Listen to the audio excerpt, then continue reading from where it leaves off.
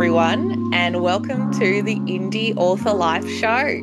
I'm your host, MG Hunt, and today I have someone with me who is not an author, but an extremely talented fantasy illustrator, and someone who I deeply admire the work of. So, welcome to the show, Ashley Nobes.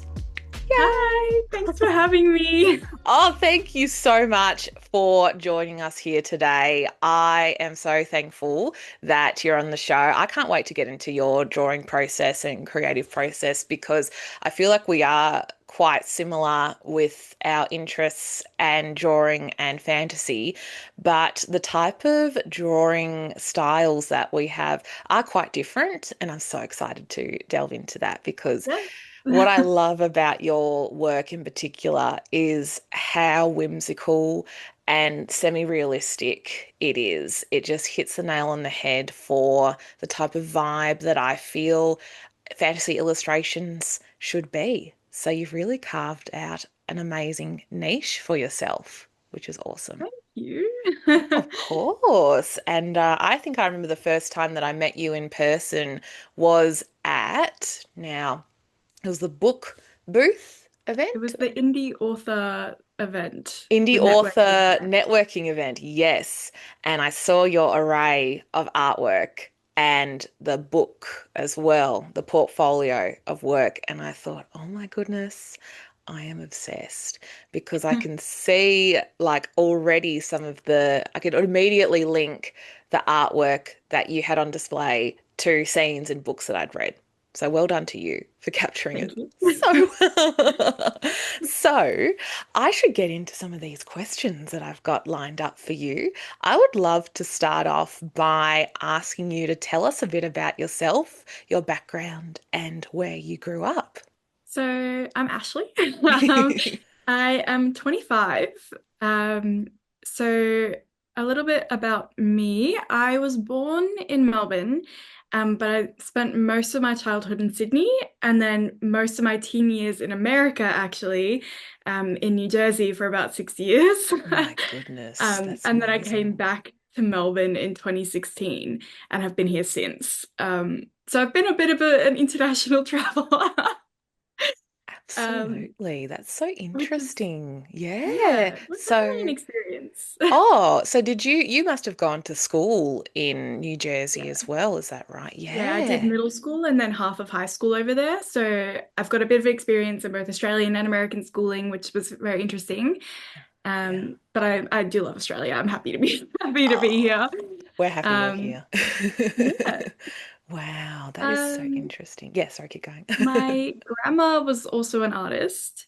So she was a watercolor artist who did like landscape scenery and also like pottery art, painting on like pots and stuff, which was really cool. So I think I grew up around like a lot of art. Like I would go to her house and she would teach me how to do pastels, and it was very much something that was encouraged, which was really nice. Yeah. But I was always more of a drawer than a painter. Um, and then, yeah, so I think that definitely got passed down to me. But I never really took it seriously until uni, really, Mhm, mhm. which I did fine arts at RMIT. Yeah. So I have a Bachelor of Fine Arts. And that was when I started doing digital art and really like honing in on what I do now, which is, yeah, different than Yeah. a lot of other styles. Yeah, absolutely. And I think what's Yeah. interesting is that it took, you were just saying you learnt digital processes with your art at uni before. So you didn't touch any like digital tools or anything when you were in high I school? started some digital tools because I did like art in high school, obviously. Yeah.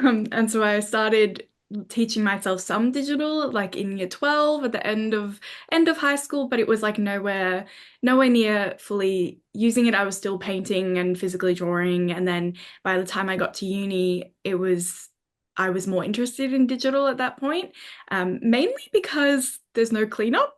Yeah, I get you. I get you. Yeah, and you can just like double on Yeah, Procreate, I could double just tap. shut the computer screen, no That's it. cleaning, no. Cleaning, erase, just get the eraser tool out. No problem. No issue there. Yeah, I get you. I so get you with that. because It's it's also messy. like a lot more fast-paced than traditional art, which I feel like I'm a little bit impatient when it comes to art. So I would like get annoyed if I was drawing and then it's just like I couldn't do it fast enough. But Yes. in digital, it's so much faster. And then I can also, edit things and undo and Do and see the vision quicker, I feel, yes, with digital because like yeah, there is like a sure. point I'm sure you feel the same where like you're starting an artwork and like you know where you want it to end up, but then you're starting it and you're like, oh, I don't know how this is Yeah. looking. Oh my God, okay. It's And like then a you whole trust the process. it is a trust the process, yes.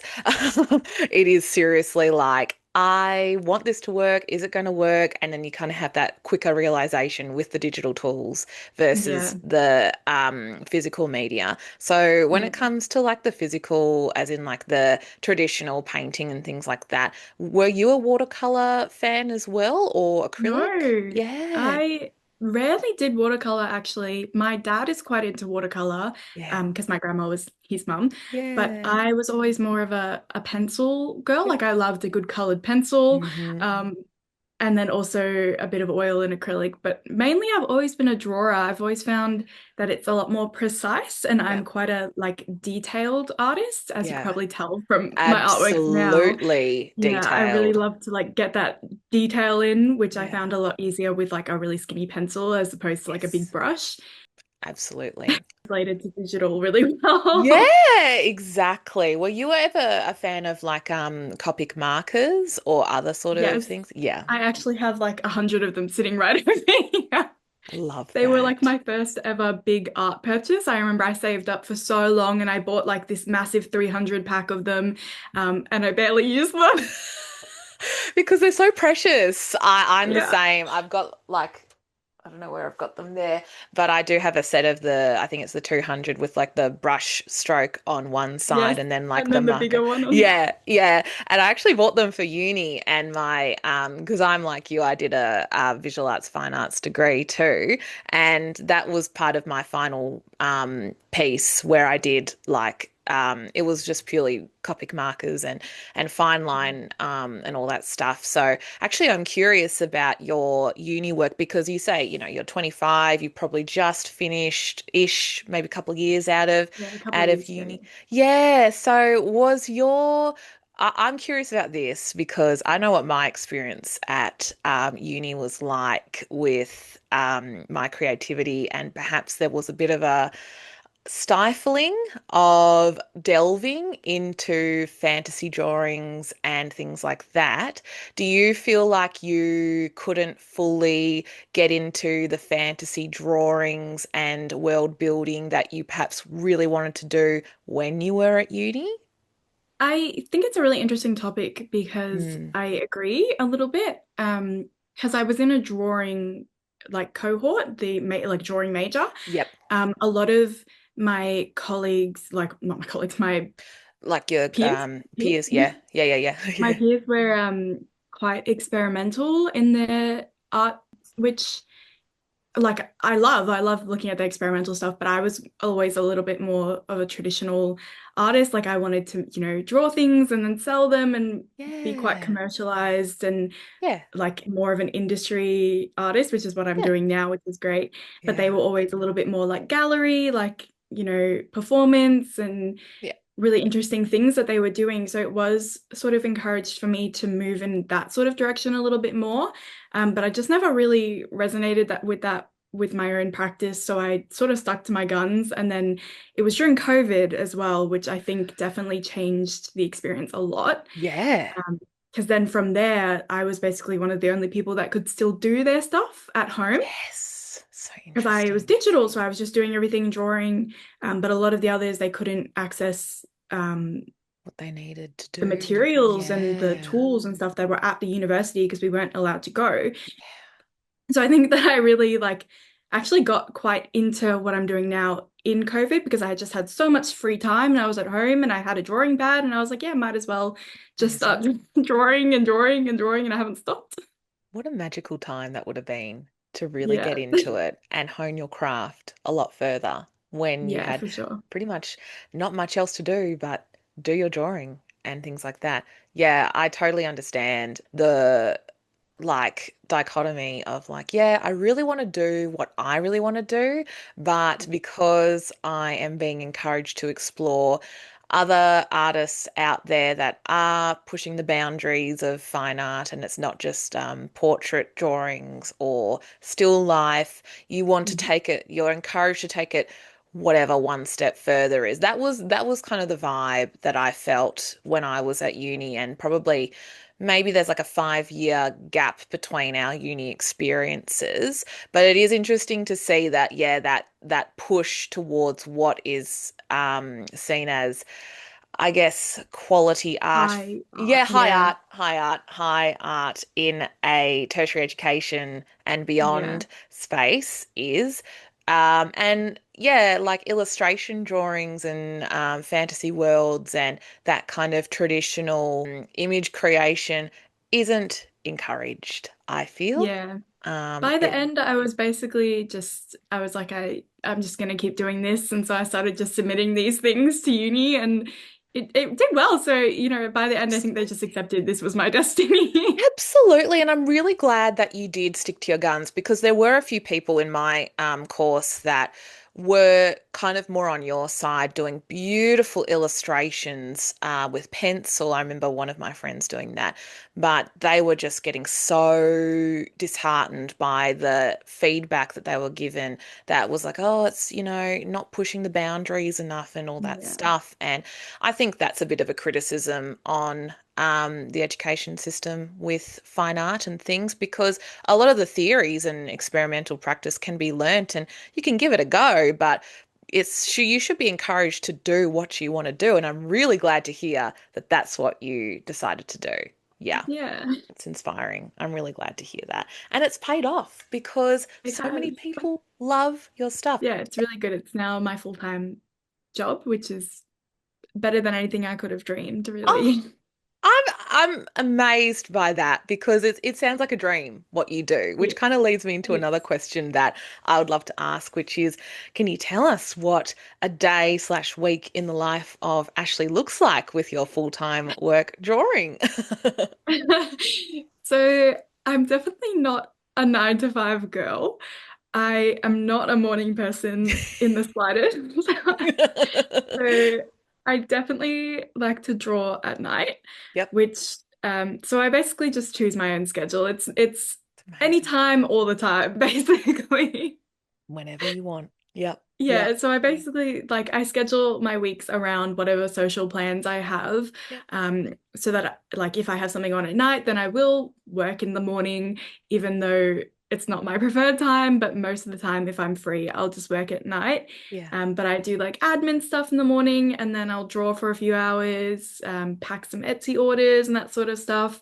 I am someone who once I'm in the zone for hours and hours and hours. And then if I'm not in the creative zone, nothing's going to get done. So I just normally do more admin stuff on those days or yeah. take a break or just like think up new ideas and that sort of stuff. But if I'm in the zone, I will go for 24 hours, like no breaks. I'm just there drawing. Incredible. That's your passion. That's your passion coming out. Oh my Sometimes I have to goodness. remind myself I need to get up, Yeah. go for a walk, do something. I think that's one of the harder parts about like working from home in a lot of ways. Like, I feel like it's not as straightforward sometimes to have a routine. Like, it's Yeah. fine not to necessarily, like, whatever your routine is your routine, Mm. and you get the job done. But sometimes I forget too. It's like, oh yeah, I should probably like get up and move around instead of just sitting here and Yeah. like, there's no commute for you in a way. Yeah. There's no sort of like transition from one part to the other. But actually, do you ever find yourself drawing in different locations other than maybe like your studio space? I don't really because I don't draw on like an iPad. I have like a Wacom tablet that connects Yeah. to my laptop, so it's a bit of like a setup, and then I have my monitor, which I put like my references on my monitor and then draw on Yeah. my computer. So it's a little bit of Still an office a hard space. thing to Yeah. move.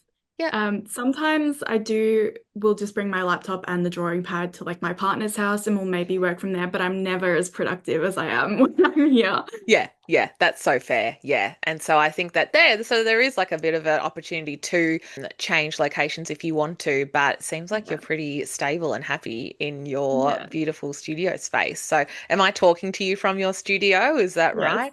You So are. cool. Love it. We both have a studio. We both have like a, yeah, little space. So that's super cool. So Yeah. I am also curious to know, have you always been interested in drawing fantasy character art and illustrations, or have you dabbled in maybe some other kind of drawings and other stuff like that? Sort of relates back to the uni thing. So I did a lot of Yes, like yeah. Mm. more like self-portraiture, like introspective sort of stuff for uni, mainly in my first year when I hadn't really started fan art at that point. So I was doing like more things that related to like my life and just more general artworks that I was just sort of figuring out my style and what I liked to draw. And then once COVID hit, I started picking up books again. So I Mm. was reading Throne of Glass again. I was reading Crescent City, and then I it just popped into my head. I was like, oh my gosh, I should make fan art. Why has that never crossed my mind before? Because I've always been a big reader. And then it just Mm. occurred, and I always loved all these fan artists as well, but it just had never occurred to me that I could do that, Yeah. that I had the free will to pick up a pen and draw fan art. Oh my God. It's funny how it took like a bit of time because it feels like you've been doing it all your life. Yeah, It yeah, just I clicked. only started probably in like 2019, 20, yeah, 2019, I think was probably my first art, like fan art, which must have been, for Akatar or Throne of Glass or Yep. Crescent City was one of those. And I remember having this whole epiphany. I was like, whoa, I could try and make this a business and and sell prints. And it seemed like such a far-fetched idea at the time. But then I started posting these things and they started gaining like a lot of attention. And I was like, whoa. And then it sort of just led me here, which is like crazy and ideal and everything I Amazing. wanted. Oh, I'm so happy for you because it's just it's been, in some ways, I guess, relatively a quick sort of transition into slotting into your life. But I'm sure it's been something in the back of your mind where you're like, yeah, what do I want my future to look like? And oh my gosh, I've decided, Yeah. yeah, I'm going to do this thing that I've kind of stumbled across. But I've never had like a real like 9 to 5 job because yep, I was sort of just working part-time in like the food industry during uni and yep. also doing this. And then as this got bigger, I started working there less. And then I was doing sort of paint and sip for a bit, like instructing. Oh, Um, and then I was only there for a few months. And then I was like, actually, you know what? I'm gonna put all my time and energy into this, try and make this work. And that's what I've been doing for the last year at least.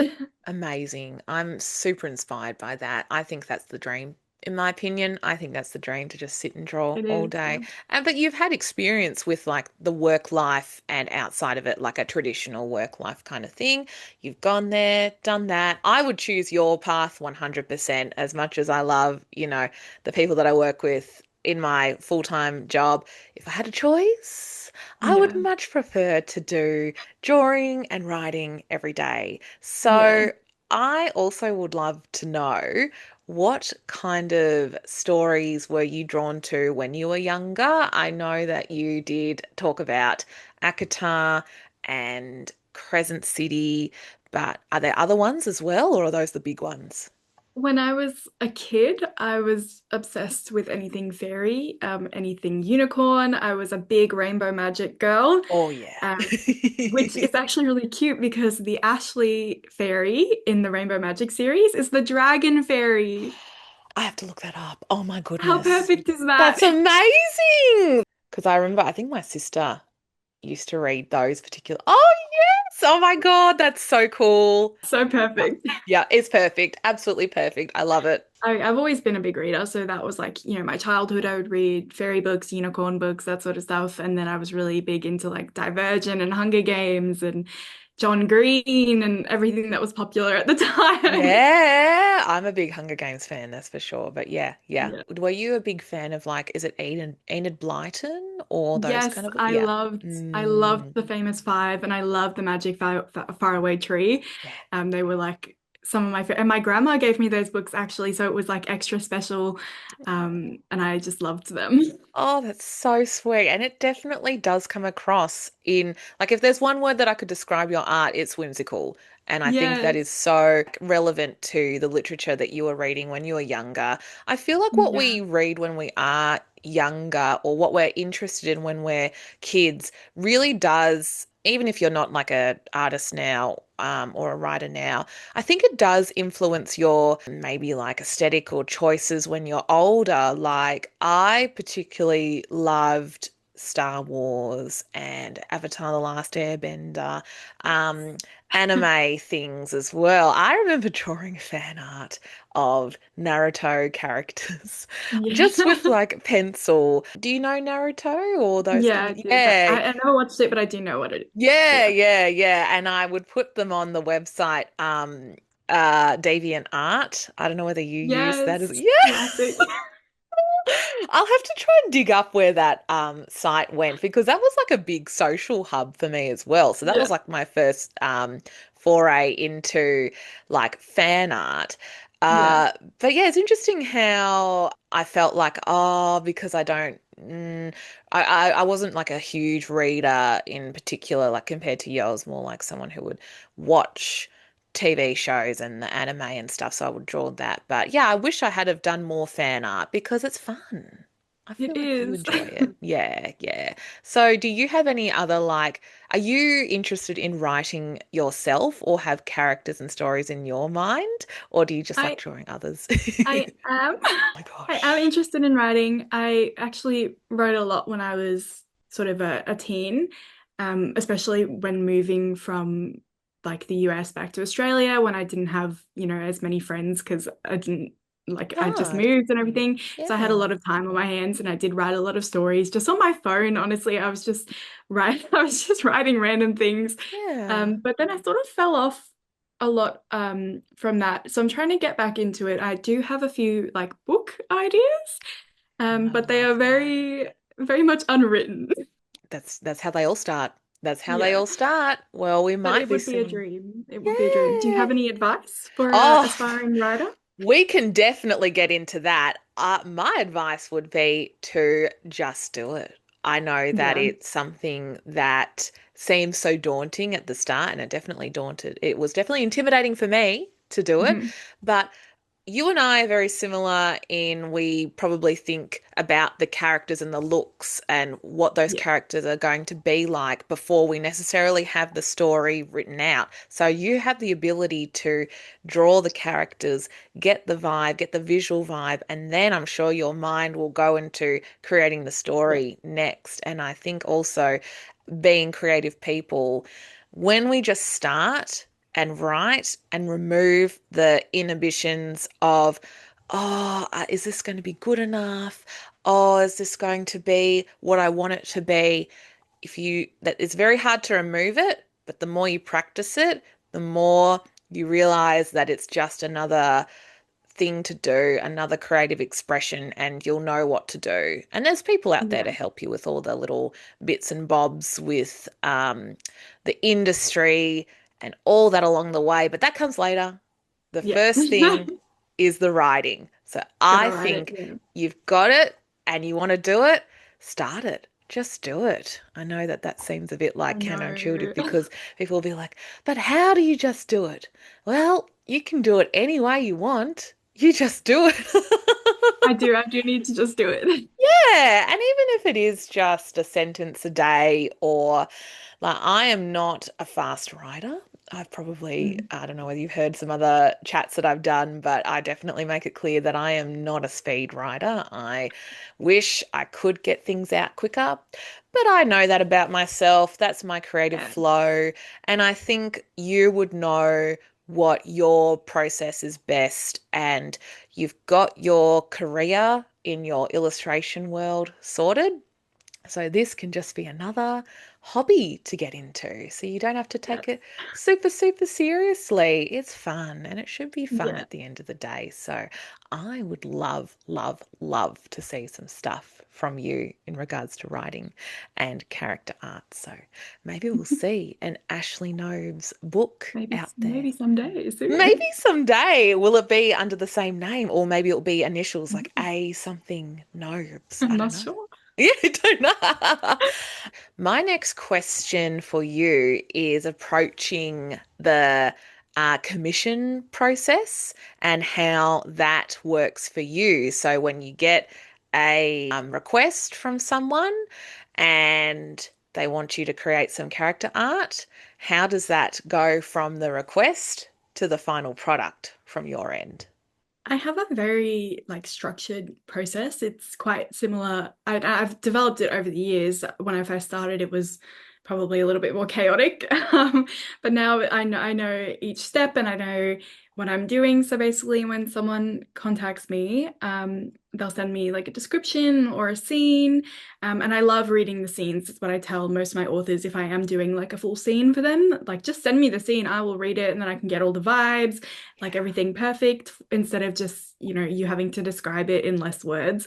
I will just read it, which I love. Yeah. Um, and then, descriptions of the characters and their vibes and any reference pictures that they might have that like helps to visually explain because I find a lot of authors that aren't as like visually connected to their characters. They find it hard to like tell me exactly what a character would look like. So it's a lot easier to do it through images, like, this is their hairstyle and this is how I imagine their eye color and that sort of thing with Yep. pictures, which is helpful for me as well. So we're all on the same page. And then with those, I'll make like a mood board and then I'll add my own images that I find for like poses and everything like that. And then if it is a really complicated scene, I do tend to go into Blender, which is a 3D program, and I'll make a 3D model of the scene, which really, really Mm. helps me like figure out, composition and posing and lighting and all of that. So it'll be sort of a um, pretty basic scene, and I'll have little figures in there, but they're always bald.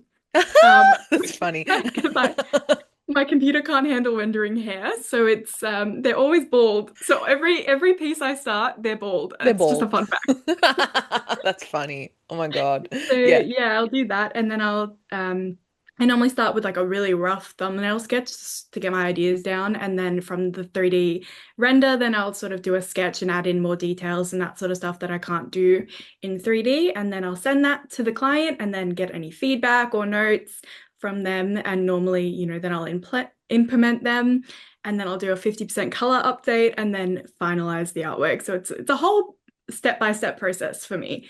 Yeah. And I think that you've got it on lock Yeah. because you've made this your full-time job. You are Yeah. serious about that and you've got a process. I mean, it's working so well for you because you are so Yeah. organized. There's a stereotype about artists, how we're all just, like, oh yeah, just, go with the flow and everything. But no, when it comes to, working with clients and wanting Yeah. to get what they want, you've got to make sure that you're hitting everything right. And there's a lot of different technology involved with your stuff Yeah. as well. Definitely, especially with Yeah, it's Blender. definitely like I have, Excel sheets where it says, if each step has been reached and, contracts and invoices, and it's very a structured process, Yeah. thankfully, because I probably wouldn't have been doing that years ago. But now that it's a lot more, there's a lot more happening. I like to keep track of everything to make sure I Yeah. know what's going on and that I'll meet deadlines and I'm not behind. Oh, you have to. I think you have Yeah. to. And it's such a success that you've been able to do that. There's a lot of work that does go into the organization of your day-to-day Yeah. business and running. Do you ever feel like sometimes it can impede on like the creative flow? Like sometimes like, oh, this is just like another admin step that I've got to do. Yeah. Or are you usually able to move past that? I can move past it, but there is a lot of admin. And some days, I sort of tend to leave it for days where I'm not feeling as creative, just because if I'm not going to be drawing, I might as well do the admin stuff. Unless it's like pressing, then I'll do it. But if it's just sort of like things that I need to get done at some point, I'll do them on just like all in the same day, get it done, and then be able to move on creatively for the rest of the week. But there's a lot of, back and forth emailing and getting details and invoicing and contracts and inquiries. There's a lot of emailing. The stuff that you have to deal as a sole trader, and it's all Yeah. you as well. It's all on you for that stuff. Yeah. So I'm And then sure. I also have my store, and then I go to events as well and sell, stuff there. So I have all of those that I'm organizing and all my products. And it's just there's a lot moving. It's a lot. And I'm A so lot. glad that this is your full-time gig as well, because you're Yeah. throwing yourself into it and it's showing. It's just flourishing. Could you imagine where you were, like where you are right now compared to when you first started in 2019? No, this was like the dream, but I honestly didn't know if it was going to happen. But I remember sitting down with like my family and my friends, and I remember being like, I have this idea. And they were like, oh, and I was like, I'm going to do fan art. And then I was like, I'm going to make this a business. And I remember very clearly sitting down and being like, I think that could work. And then they were like, yeah, oh my gosh. And now, like 5 years passed, And it's it's here. working. It's working. I'm so happy for you. I think that that is incredible that you are able to manifest it and get Yeah. into it. I just think that, yeah, it's a dream for a lot of people to be able to do what you do. And I'm so happy to hear that your family was so supportive. And I'm guessing your partner is too. So that's a big part of your life as well, having a big support system. For sure. They're definitely always supporting and encouraging me, and that's great. Yeah, and they're all creative as well. Is your partner creative too in that No, scene? Oh, so they're he's a like, businessman. it works. It works. But I'm sure he loves what you do. He's very supportive, yeah. Yeah, yeah. So that's a big part of it as well. Well, you just want to make sure you've got all the support there in your world as well. And it seems like the future of Ashley Nobes is going to be expanding into maybe the writing world too. But with new books that are coming out all the time, especially in the indie space, where things are, I've had this discussion with other people as well where the indie book world is turning into such a powerhouse for romantasy in particular and fantasy as a whole that I feel like your business model is going to sustain itself for not only a long time, but for an increased time as well. Mm. Do you have any thoughts around like maybe seeing your business like expanding in any way? I think definitely most of my clients are indie authors, and I love them for that because it's such a nice thing to be able to support another small business and encourage, their dreams as well. And I work Mm. with a lot of Australian indie authors as well, which is amazing, to see them at events and get to meet them and take photos with them and see them Yeah. in person, which is really, really cool. And I just love to support, their dreams because it's like we're all in the same Yeah. same industry. We all have the same loves. We all just want to support each other in this fantasy romance and book genres, and it's very much like a mutual um like a Process. Yeah. symbiotic relationship because Yeah. they're supporting me and then I love to support them, and then it's just great. They love you. Absolutely. That's just you're supporting a lot of us here in the Aussie indie author community because it is huge. It's huge in It America is. as well, and I'm sure in other parts, but in particular in Australia, I was shocked at Yeah. how big this. It is. There's so many, and I love it. It's just like a whole community, and I feel like now that I'm doing in-person events, I'm really like entering this community as well Yeah. and getting to know a lot of you more, which is really cool. And yeah, everyone's so nice and welcoming and wholesome. Yes. Everyone is so sweet. There is not one person that I've met that hasn't been willing to chat, talk about their process. I think that this community is so special for that, where, It is. and yourself, like, you might not be an author, but hell yeah, you are a figurehead in this space because the illustration part of it is so important for Yeah. what we do here. So we'll get into the next question that I have for you, which is about the hardest part versus the most enjoyable part about character artwork. So I'm wondering if you can give us an insight into those two things. So the hardest part for me personally is sort of getting the right emotion and like vibe in specifically like posing and expressions for characters is a very like specific to that scene or that character, and it's quite often hard to find reference photos for the exact emotion that you need, on the exact angle that you need. So that's when I love, my 3D as well is amazing for that because I can make my own poses in there and sort of try and get that really good. But a lot of the time, I do take my own reference photos of my own face. So my camera roll is full of me just pulling all of these like random emotions on my face so just I can see what it would look like, That's so smart. I love which that. is just so funny because you go through it's just like me sad, me angry, me happy. And you're going to be so good at it that eventually you'll just be like, yeah, I'm going to keep that on my references because I just hit the nail there, right there. That's for my. Don't worry, I do that for Sometimes hands like too. yeah, sometimes well hands as well, especially and then body language as well. So I feel like a model sometimes, like I'm just Yeah, like taking my own little like I'm running or I'm slicing a sword and doing yeah. all of these things just to make it easier for myself. Yeah, that's perfect. That's so smart. That's exactly what I like to do. Even in my graphic design job, I'm just like, yeah, I need like someone to do this with their hands and all that kind of thing. Taking photos of yourself is perfect. Yes, it feels It's dorky, so good. but yeah, you got to do it to get that perfect. And this is just a Yeah. testament to your process and how professional you are. Love It's it. definitely one of the hardest things is finding those reference photos, or just like, the emotions and getting it Yeah. right. So I will redo a lot of sketches as well. So like I'll start and then be like, this is not dramatic enough, or, their face is like slightly off, and then I'll just have to keep redoing it until I get it right. So I find that definitely one of the most difficult things. Yeah. And Yeah. then most enjoyable, I love doing 50% color updates because Yeah. it feels like a coloring book because I'm just coloring in my own sketch. Oh, relaxing. I love It's so it. relaxing because Yeah. I've done the sketch, so it's I have all the line art ready, and then I just go in and start coloring in the line space. It's literally like a coloring book, and it's so relaxing. And then I get to send that off as an update. I love that. That is so much fun when you just get to sit back and color in. Yeah, It's yeah. definitely the most relaxing part of the whole process. I don't have to think much. I'm just choosing colors, coloring in between the lines. Yes.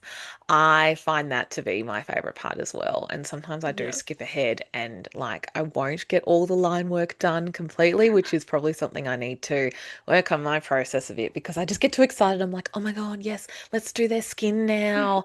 And I love it because it's like doing their makeup and all that kind of thing. Yeah. But So yeah, good. I need to work on my process a bit. But yeah, you and me both with the favorite part because it feels like with the line art, yeah, as you were saying, with like the hardest part being getting the emotions right.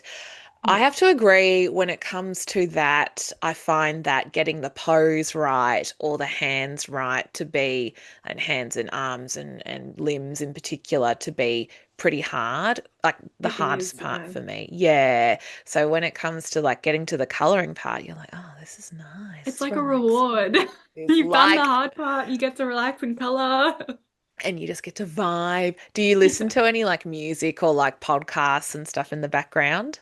I have a TV in front of me, so I tend to watch Shows. shows. Yeah. I'm quite like I take a lot of breaks, not Yeah. like physical breaks, but like mental breaks while drawing. So like if I'm stuck on something, I will think about it for a while. So I'll just like watch Yeah. the show for like 15 minutes and be like, oh, and then go back to it.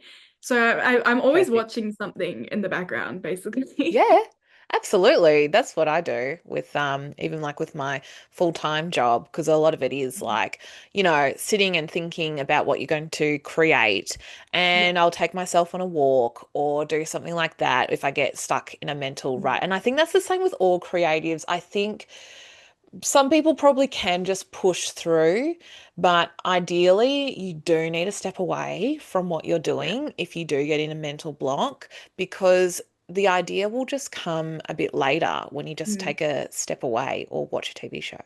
A I bit of think that. that's also part of why my commission process works so well is because I have those set steps. So by the time I'm done a step, I'm waiting for feedback, sometimes for like, a few days while the author gets back to me or the client gets back to me. Yes. And in that time, like by the time I go back to it, I have fresh eyes and then I can see things that I wouldn't have seen, a few days ago, like in the sketch or in the 50% update. And then by the end, even when I'm like finished a piece, I always give it a day or two and then go and look back at it. And then normally I'll still see something that's like, I'll change that.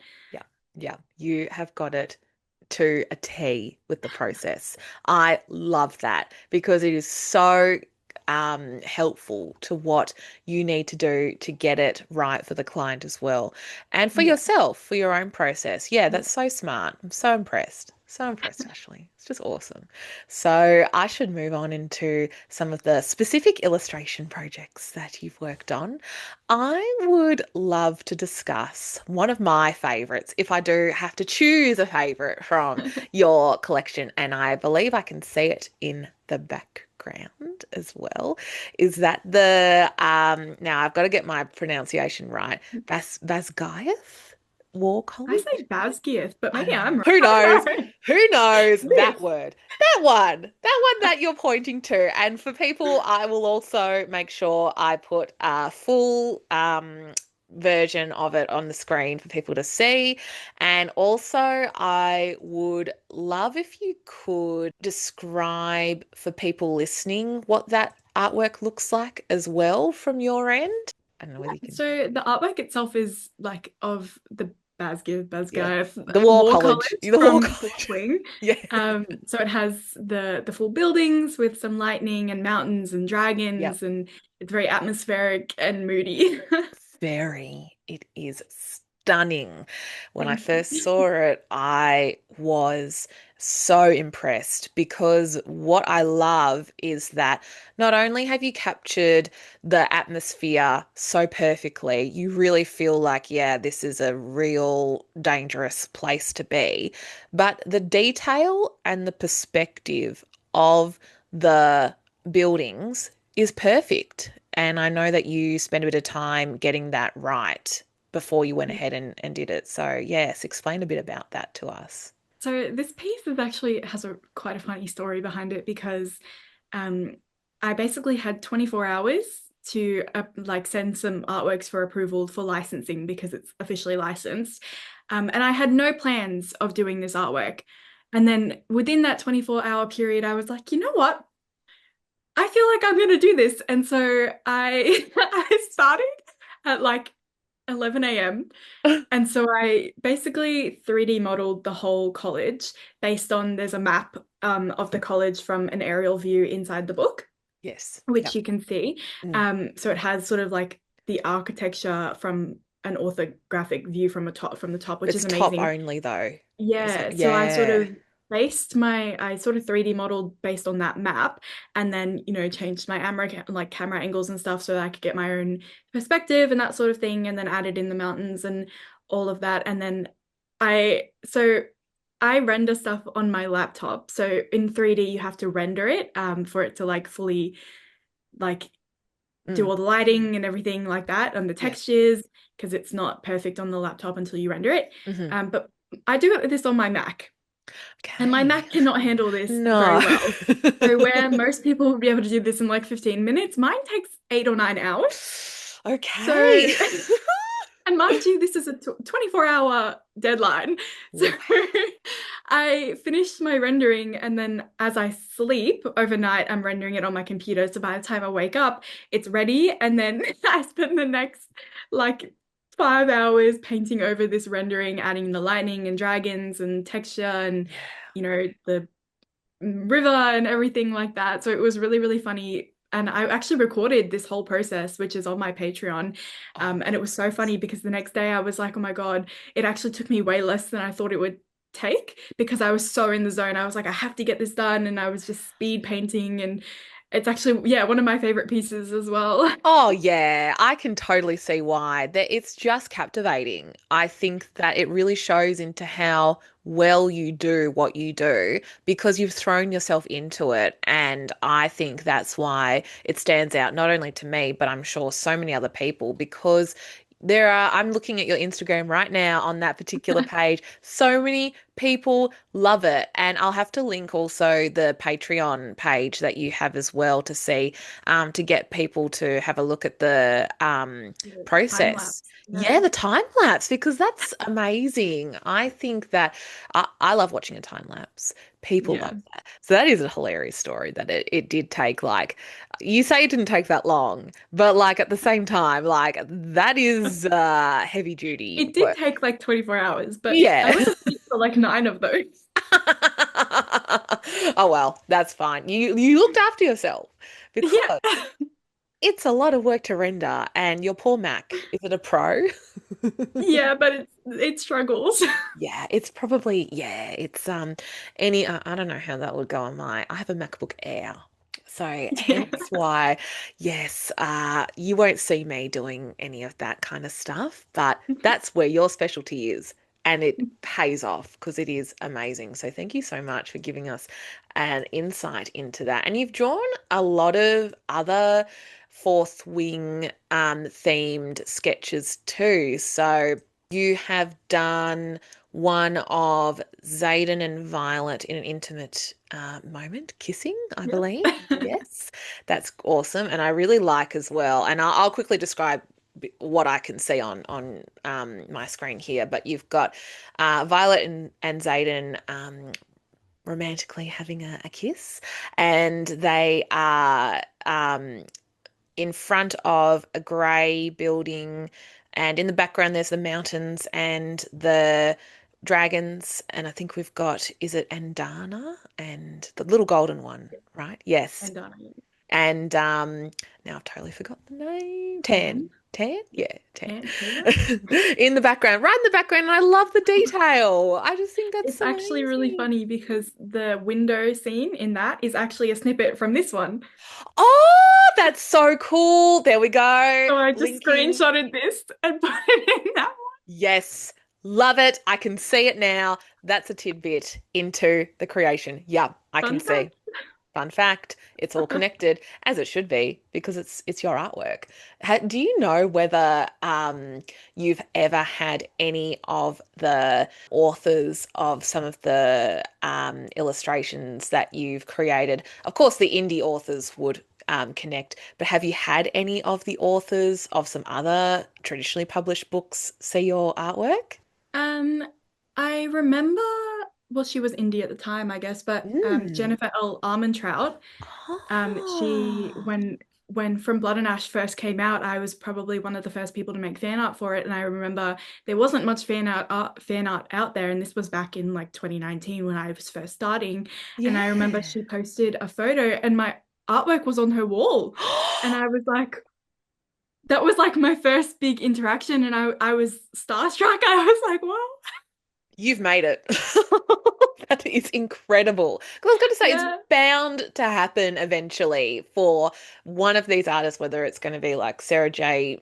Maas, and I totally forgot, Rebecca Rebecca Yaros, Yarros, yeah. that will see, or someone from their team. You never know. Maybe they've already seen it. They maybe haven't Well, yeah, done it most yet. of my Rebecca Yarros and SJM artworks are officially licensed, so like the team have seen Yeah. them. Yep. I'm not sure if the author herself has seen them, but they're approved. So They're approved. You know what? I reckon they probably have. They probably have. But yeah, you never know. yeah. One day they might have their artwork on their walls and they're doing an interview and then you're like, oh my God. But yeah, that is amazing because they deserve to see it, in my opinion. Yeah. They deserve to see this wonderful artwork. So, as far as some other artwork that is Fourth Wing inspired, I know you did a battle, not a battle, but like I think it was on the mat, one of Yeah, they're the like sparring on the mat. sparring. Yes, yes, with that as well. That was one of the first artworks that I came across from your work, and that captivated me. And I'm sure Yeah, that that probably one was, is really yeah, popular for I think it got reposted a lot or something, but most people like when they come, especially the Australians when they come and meet me at events, they're like they'll look around my art and they don't know who I am and then they see that artwork and they're like, I've seen this. yep. I've seen this online and I'm like, yeah. Yeah, you did that. Yeah, because it just captures it is like a pivotal moment where it's like the first, from what I remember with the book, Yeah. that's like one of the first kind of like tension moments between Yeah. Xaden and Violet, and that kind of stuck in my mind. So to see it in person, I was like, yeah, you hit the nail on the head Yeah. with that one. So that is another favorite one as well. I don't have. So I'll describe it quickly for people that are just listening, but we've got Xaden and Violet in a sparring kind of pose on a mat, and it's a darkly lit room, and they are engaged in, yeah, some sparring. So I will also put that artwork on the screen for people to see as well. Yep, it's beautifully done, beautifully done. So Thank you. I should get into something that I can see also in your bookshelf, which is the wonderful special edition of Alexandra Warwick. I believe that's how you say her name. The North Wind. And we have underneath as well, I can't remember the next one. Is it The West? West Wind. West Wind. So, Yeah. explain a bit of the process around how you got to do the special editions of these books. Well, it's sort of like I'm just so happy that it happened in at all, to be honest. But because it is my first traditionally published book cover, and also one of my only published like actual book covers. It's not like a book Mm. box edition, Yep. something that's available in the stores, which is like crazy. Oh, I've seen it And in yeah, Toddy. I drag everyone anywhere into bookstores. Absolutely, you should. It's an honor. But yeah, keep going. It's so fun. Um, yeah, so they sort of the publisher contacted me and I did some PR artworks for Daydream by Hannah Grace, which is the third in the Icebreaker series. So that was coming out, so they wanted a pre-order incentive for that. So I did a little print for them, and that was my first publisher artwork. And then from there, they sort of contacted me and they were like, we have this opportunity. We're doing special editions for the North Wind. And I was like, yes, obviously, I would love to do that. And they were they knew what they wanted. They knew that they wanted the enemies to lovers tension, which, as a fantasy romance girl, I love. So that was very much up my alley. And yeah, the fact that it's just, and the finish on it is stunning. Like it's all foiled and iridescent, and I didn't even know it was going to be like that nice. Like Yeah. when, because obviously my artwork is not actually iridescent on Oh yeah. Yeah. digital. Yeah. So the way that they've done it is stunning. So I just like to admire it sometimes. Oh, me too, because it is so stunning. It is so eye-catching and it is special because, yes, okay, it's a special edition, but this is your first traditionally Yeah, published book cover. Did you have like a bit of a pinch me moment being like, yeah, this for is, sure. I think I like screamed. I got the yeah. email and I was like running around the house, like, oh my gosh, oh my gosh. And this is, as you say, you are 25. So Yeah, we are going to, no doubt, I'm calling it, there's going to be more. There will be more I hope. traditionally. Yeah, Yeah. And maybe, I can envision as well with maybe some other 3D landscape modeling artwork that might come your way. You never know. There could be like inserts of like the dust jacket yeah. artwork, internal artwork on the page Yes, design. well, I actually did have for the Plated Prisoner series by Raven Kennedy, I had a castle printed on the inside of the American first print run from that published from Bloom Books, Yep. which was really cool. So Wow. that was technically my first publisher thing, but it wasn't Australian, so I couldn't Yeah. see it in the store. So this Yeah. is like more special. Yes. Yes, But yeah, absolutely. definitely, it's definitely fun to see things in actual books. Oh my God. If you ever go back to like the States and maybe you could go into some of the bookshops in the US, do you still have maybe some connections over in like New Jersey or Yeah, anything? I did. I had a friend actually go into the bookstore and take photos for me because I was like, I need to see it, which was really sweet Yeah. of her. So I just love that. That is so exciting and such an achievement because not many people get to say, like, yeah, okay, you've got a book that's published, but like to do the cover artwork, that's a dream come true. That's a dream come true. So, with the North Wind and then the West Wind, is there a third in that series as well? there's a Southwind that's out now. Oh, Um, but yeah. yeah, not sure about the special edition yet. We haven't Yeah. It hasn't been discussed yet, but Yeah. You never the know. actual book is out. The actual book is out. I'm sure it will come your way very soon. So I need to go get myself a copy of the special edition Northwind, probably at Chadston, which is going to be my go-to because yes, I've seen it in the um, front of The the bookshop. window. The Yeah, window. I'll have to put a photo in because I think I did take a photo and I was like, oh my God, I've seen it now. This I is love it. amazing. Oh, love it. It's, yeah, a dream come true. So, I should get into another question that I have for you. Now, I know this might be a bit controversial because I'm going to ask you to choose maybe some of your favorite character couples to draw. if you have any off the top of your head. I know it's like picking like favorite children, so say only what you want to say. Oh, I think I'll always love Feyre and Rhysand. Yep. They're just like one Yeah. of my favorite book couples ever. So just like, drawing them just brings me joy. Yeah. But my favorite book series is the Plated Prisoner series. So I also love to draw Oren and Slade from them, although she's Yes. fully gold. So it's a little bit Mm. harder to draw, technically. So I don't draw her as often as I should. Fully gold. I know. That's pretty hard. That's pretty hard to do. I'm wondering if I can find an example on okay, yes, I think I've got one here. Where in the cage Yes. drawing. Yes, I'll put that up there as well. I'll just make sure I So I give do that. love them, but if I'm looking for a challenge, I'll draw them. But if I'm looking just to draw something pretty easy, it's not gonna be them, No, sadly.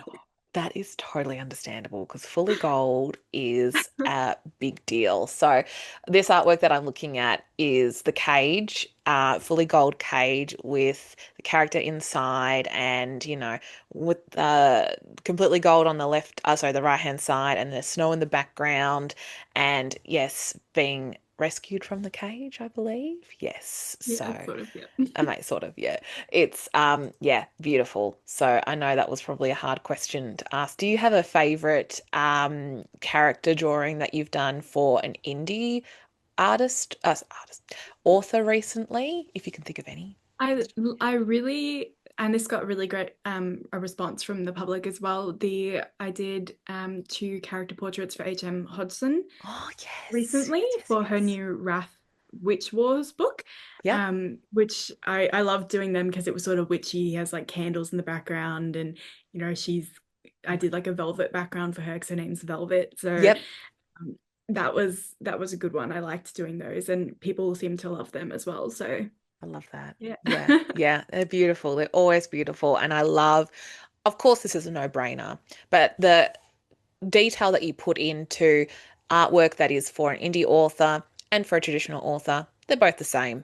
Obviously, Yeah. that would be the case, but I love how the quality is always consistent with your work. That it wouldn't be. I know that you would always put it in, but I can tell you're passionate about every single person that you commission for. Yeah. Yeah, I definitely try to do my best for every single artwork. Yeah. Especially I know that, it's a luxury to get artwork as well, especially for indie authors who don't have the biggest budget for it. So obviously I want to, give them the best thing that they can get so that they can then promote their books and use that artwork to get in more readers, which I love. And it helps. It helps us so much. So we appreciate you for that. And I would love for you to talk about your stance on artificial intelligence and, in particular, generative AI, because I think that we're aligned with our perspectives on it. But yes, let me know how you feel about Gen Yeah. AI. Gen AI is scary, Yep. to put it in one word, Mm. both Yeah. environmentally, ethically, it impacts everyone and also mainly artists and creatives. It's definitely based on stolen artworks and Yep. creative works, and it's yeah, sort of an insult to creatives who have put in the work Yep. to get where they are and then have their work stolen and used. It's not the best. But we're trying to stay positive in an environment that's trying to keep us down. Yep. So I try to avoid it as much as I can. If it comes up on my feed, I, click not like, Yeah. Don't uninterested, show. please Yeah. get it off. Yep. Um, yeah, I definitely think it's an important topic to talk Mm. about, especially Mm. because a lot of people who don't work in creative fields don't know the origins and how it's trained and how it Yes. works, and also its environmental impact. Yep. Yep. Yeah, That's so something that a lot of definitely, people don't know. yeah, Yeah, very well said. I'm with you there, 100%. I avoid it. I'm not really interested at all. yeah, I know that it's around. I know that it's yeah. there. You won't catch me using it, and No, neither for you. as So, you should.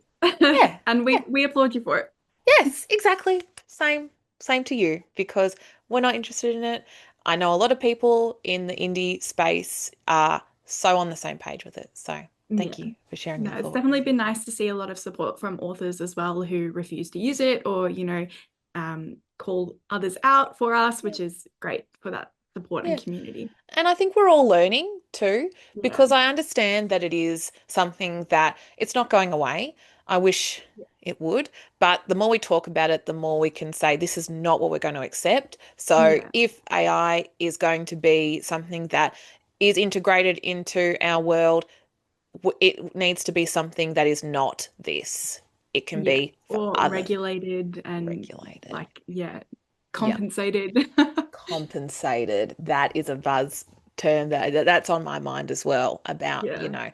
the stolen art and how it's gotten away with that kind of stuff. So, Yeah, yeah, for it's sure. pretty depressing when you think about it. And yeah, So we're not going to think about it. no, we're not going to go there. We're just not going to use it. And everyone is aligned with that. So, yeah, I love that. So, looking ahead for your future projects, what are you currently working on? If you can tell us. If you can tell I am working on a lot of things right now. us. Ooh.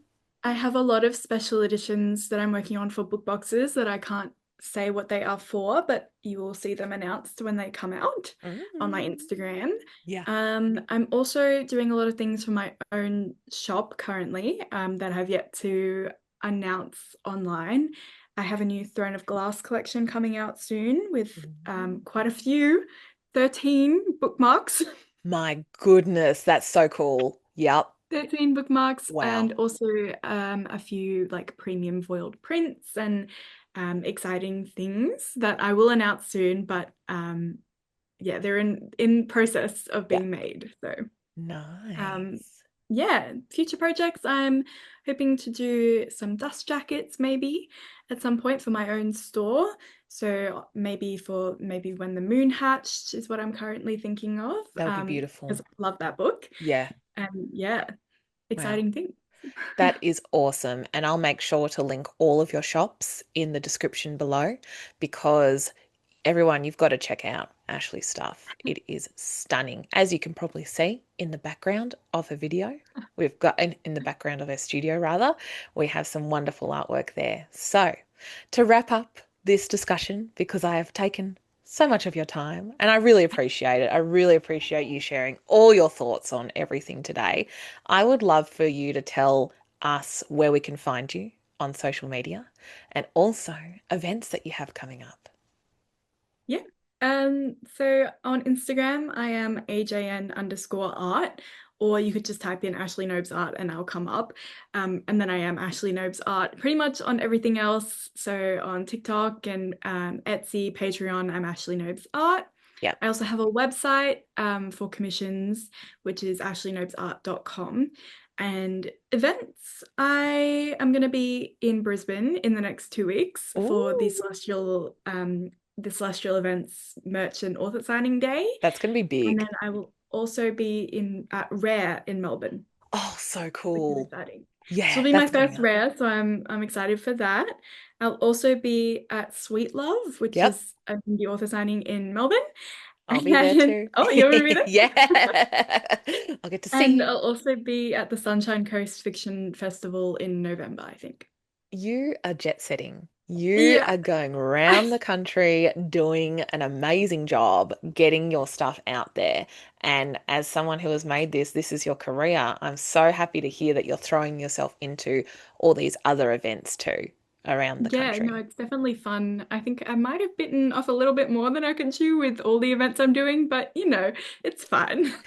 You can just make sure you give yourself a bit of annual leave and put that Yeah. in to your schedule eventually No, because you definitely. deserve it. You deserve it. You work so hard and I cannot wait to see what the future holds for you, Ashley, because you have already established yourself as an amazing talent in the indie author world, but also on the traditional published world. And for someone who is so young, and you've got many, many more ideas and concepts and things ahead of you, I am so excited to see where you're going to be this time next year, even. I'm so Thank you. excited for you.